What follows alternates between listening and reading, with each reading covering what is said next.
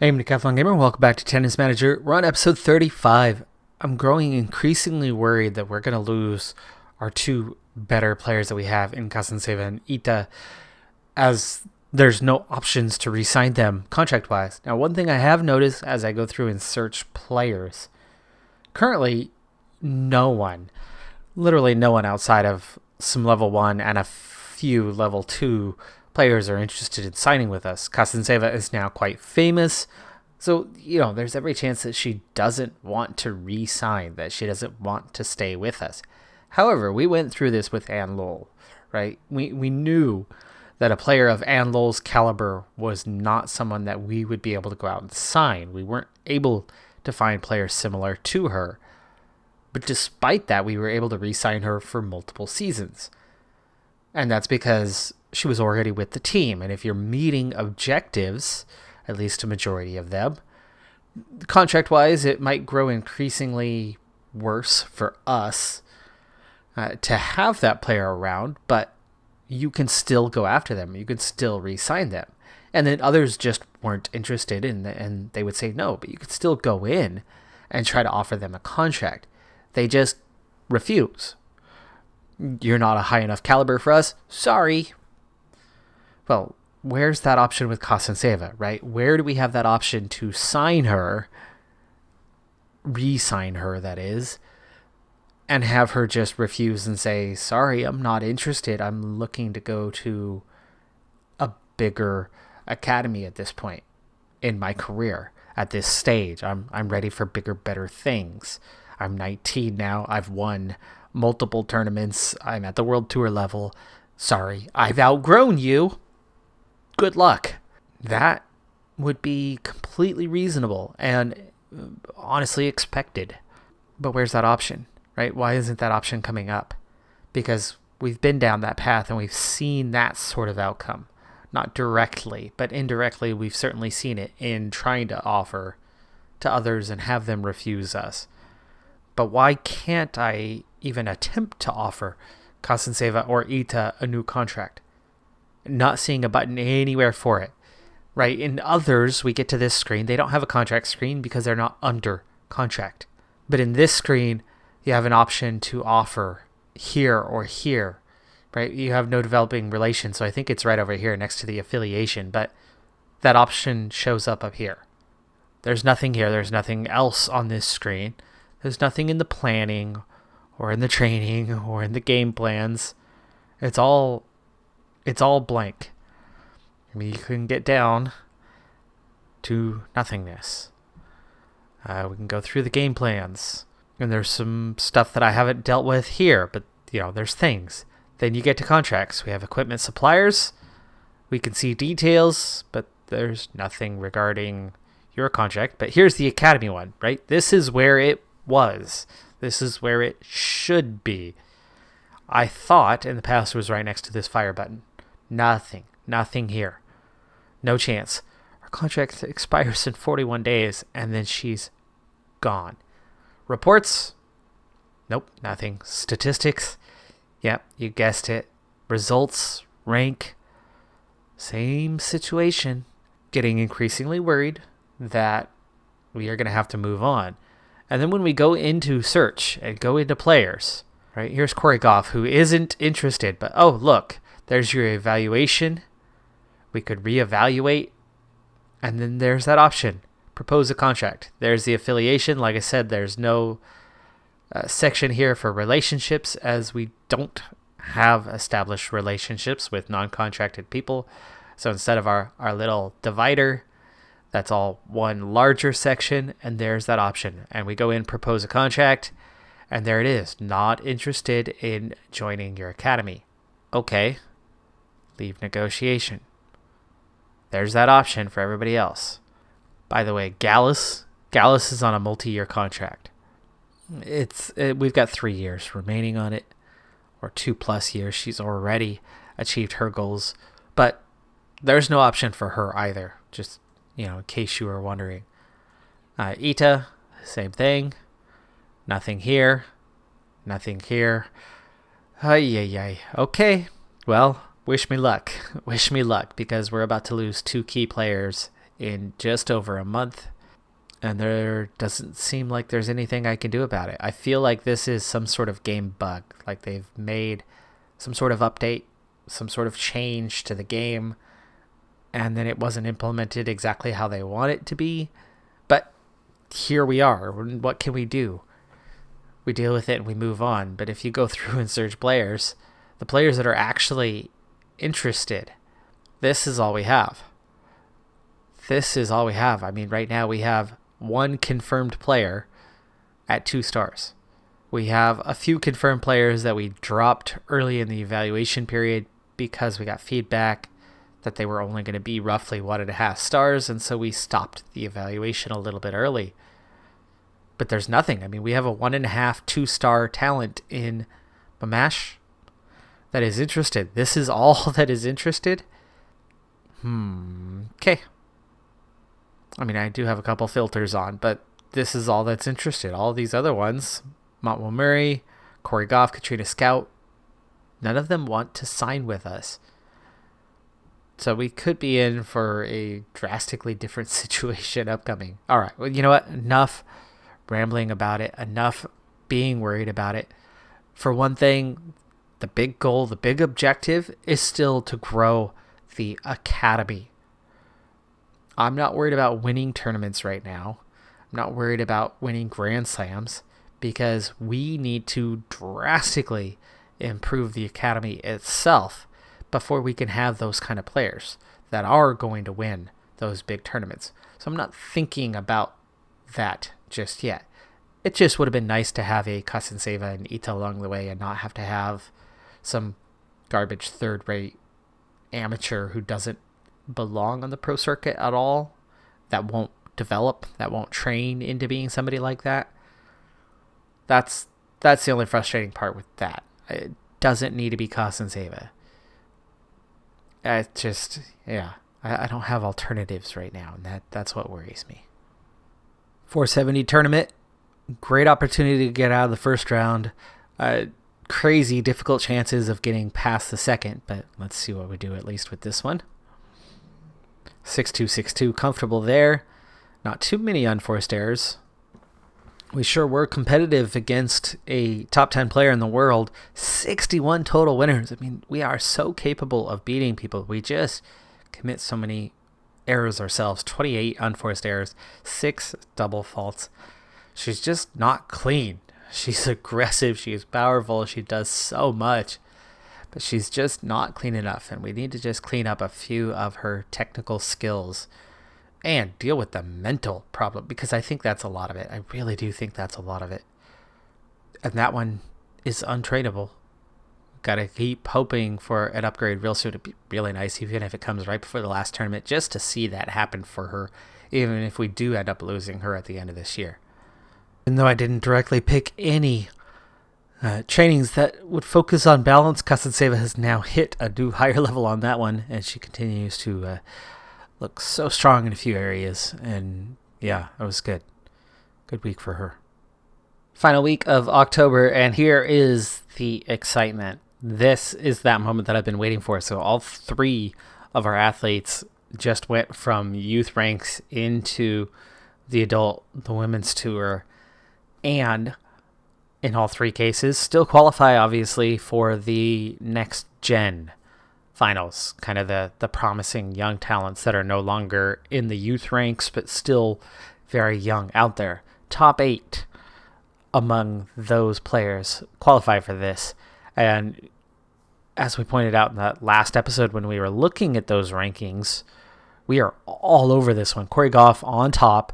Kasanseva literally 1 spot below her in the rankings, takes the 2 seed. Gallus has the 5 seed. Ita has the 7 seed. And I have scouted all but one of these 8 players that are here. And obviously 3 of them are on our team. So we're in a very good way.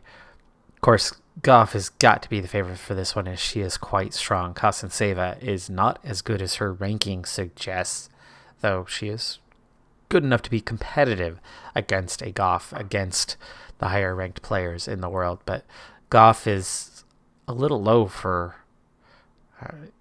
her quality.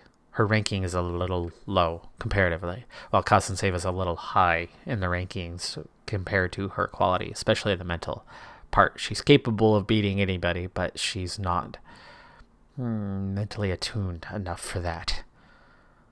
But she goes up against Ita in the opening round, so guaranteed we're going to see somebody in the semifinal. If Gallus upsets Goff, that would be huge, because then we're going to have 2 in the semifinals, guaranteed.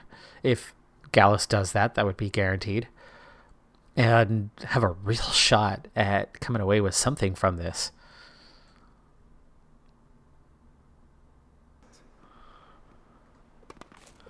All right, so we have Kazantseva versus Ita. Hometown matchup, both within the academy.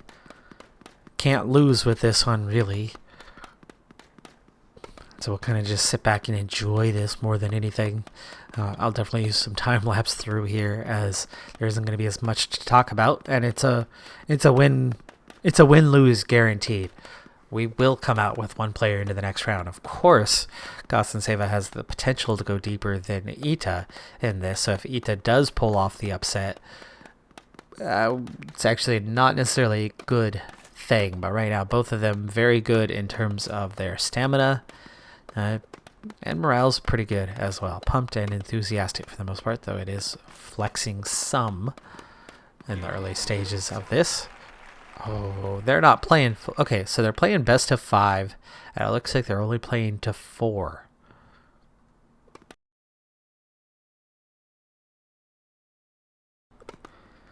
I never noticed this. I'm sure 95% of you probably already have.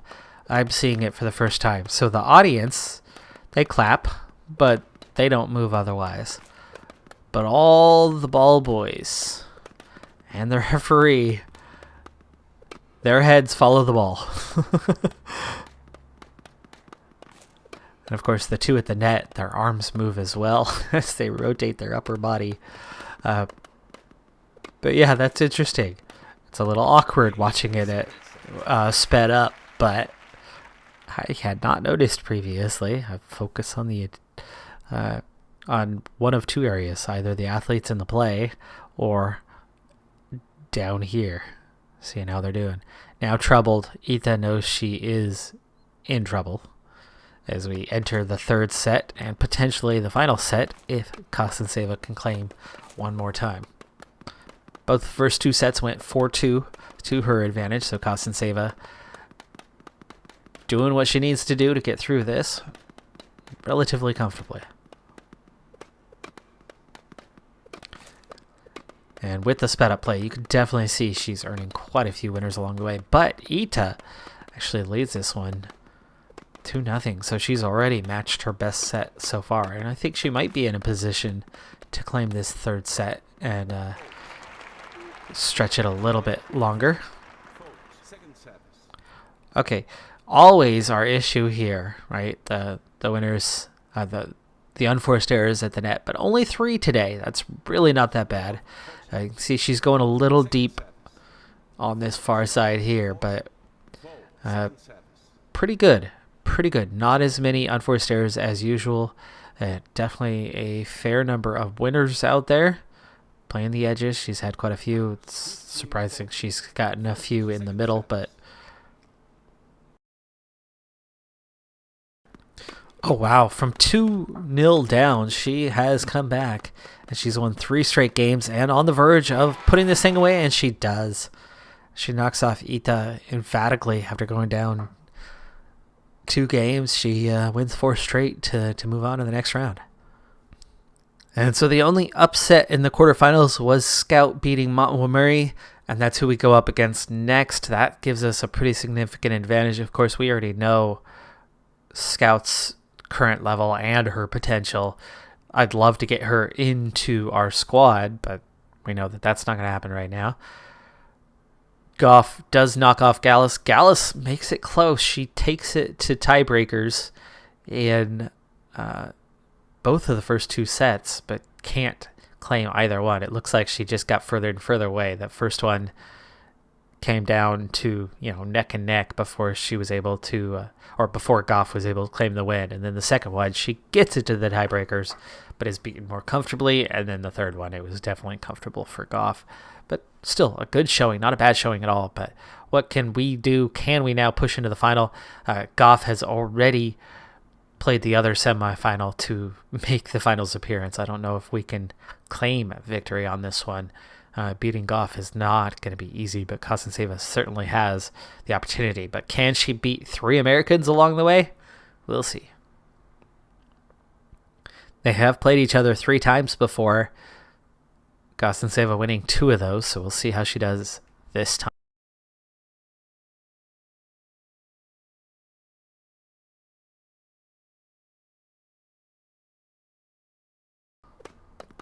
So after going down through the first 3 games, Kostenseva has won 2 straight, has a real chance to get back here. However, she's about to lose. Also, something that I picked up on, there is no win by 2. There's no advantage after 40. That next one is the winner.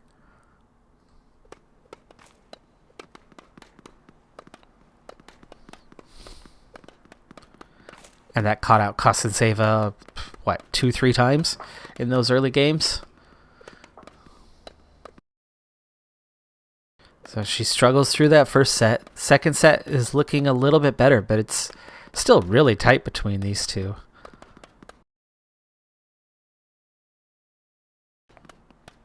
That ball keeps hitting that net. I'm always worried that that's us making those mistakes. Ooh, nice one. Swing around that one. Now 3-2. Got a chance to equal the set wins, and we do.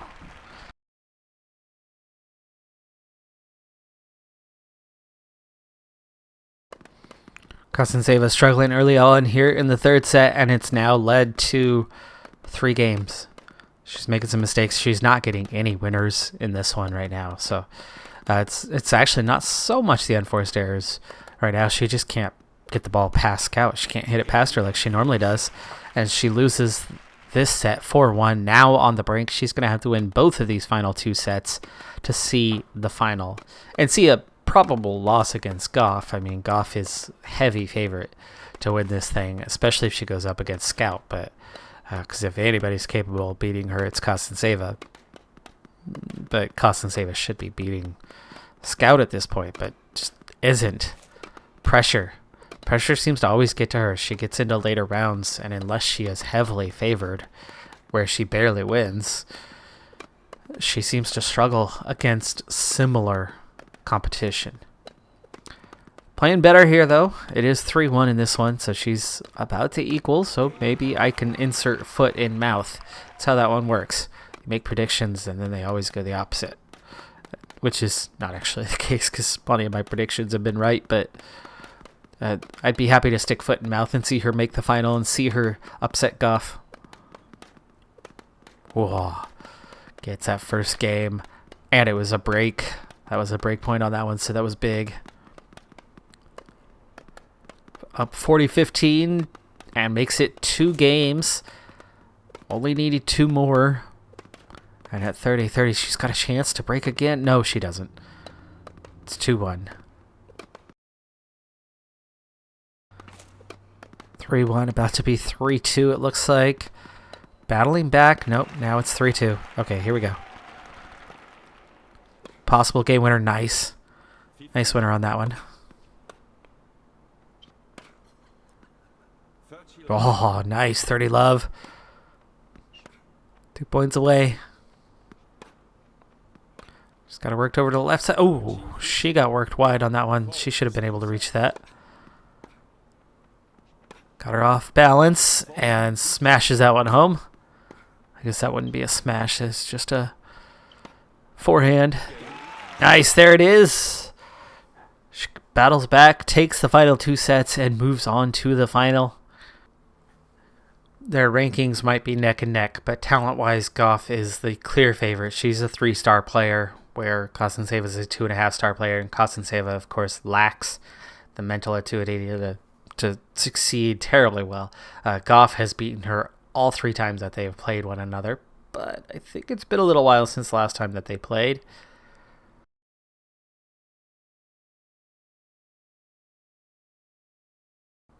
So far, she's off to a great start, winning the first 2 games.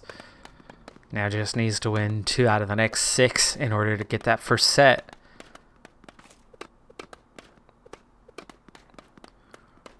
Already on the verge of dropping 2 straight, and she does it. It's back to 2-2, so she gains an early advantage, and Goff takes it right back. I've seen a few balls just missing, so Kostenseva not quite hitting the target. Unforced errors are a little high in this one so far. She's starting to play the edges a little bit better. It's 3-3. Let's go and watch this. Oh, nice one. 2-1. This is a tiebreak. Oop. Oh, that was out. That was long. That one. Great serve. Just in. Off. That was dangerous. 3-1 so far. Oh, that was a major unforced error. That was not a difficult ball. That was an open play. Plenty of time to pick your spot, and she ended up hitting it well long. Now 3-2. Attacking the net a little bit there. Back into the corner. Weak ball. Ooh, nice one there. Nice backhand to get that one in and deep over the head of Goff. And now it's 4-2. Nice winner on that one. She's got some nice power to that forehand. Ace there. 5-3. Ooh, Goff got us on our heels with that net play and gets the winner. Ooh, that was in. Nice serve, but it does not put Goff on our heels as she returns it comfortably. It's 5-4. They're both working each other a little bit, but both of them a little comfortable. Finally to the edge there, and then Goff gets there in plenty of time and then gets the winner on the side. So now 6-5. But after an error and an error, it's 6-6 and 6-7. Set point, now 7-7. Set point for Goff. This is set point regardless. They will not play past this, I believe. Ooh, no, they do play past this. So it is win by 2 just for the tiebreaker. 7-8. Over her head? No, the smash. Oh. Goff takes it. That was the same problem that Gallus had in that opening round where she pushed that first set right to the brink and then lost.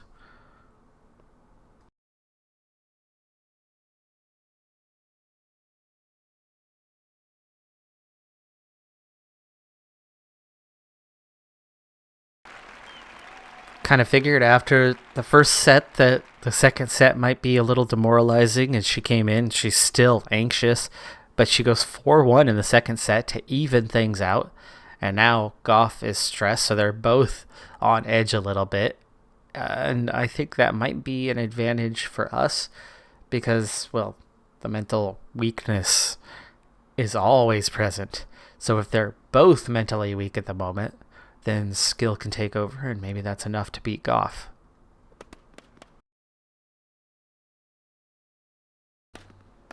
Now confident, and takes the first 2 games of the third set, and starts strong in the third game, going 40 love, now 40-15, and there it is, 3-0 on the games already. A chance to win the second set and be on the brink of winning these next gen finals, so there is that foot in mouth. Not all the way though, because she still needs to win 1 more, and as we saw just in that last round, you can absolutely be down 2-1 and come back and win.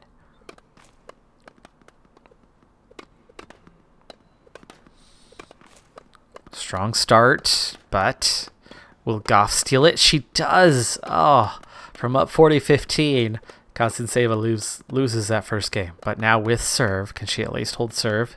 She does. Okay, it's 1-1. 30 love, 40 love, and she goes up 2-1. She steals that one. She's in the driver's seat. It's 3-1. She is now just 1 game away. She's not going to get this one, it looks like. Or will she? Holy cow. 3-2. Oh, unforced error right into the net. Love 30. Goff is going to push this to tiebreakers, it's looking, but that's a nice winner. Ooh, just on. She's got control here, but no. Oh, Goff worked her right into that one. 30-40. Could have gone far side and had a winner easily, but she gets it there on the second try. And now back to deuce. 40-40, and there it is! She has won it, Kasanseva. Wow. Okay, nicely done. Nicely done.